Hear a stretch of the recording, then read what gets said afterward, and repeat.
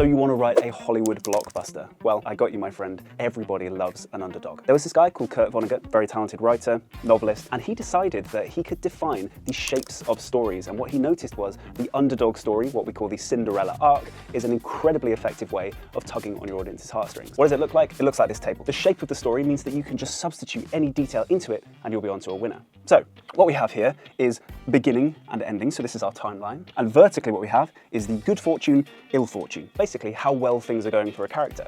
Now this story, for an underdog, it needs to start down here.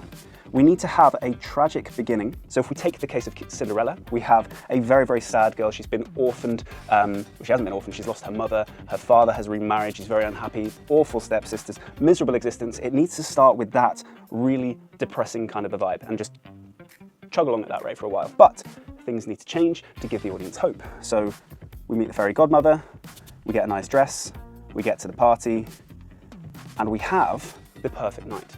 Okay, so we get this sense of hope. The audience has something to root for suddenly. It's not just all misery. We've got our hopes up. So what do we need to do? We need to dash them, don't we? So we're going to hit midnight. She has danced with someone really lovely, but bring, bring, bring, bring, bring.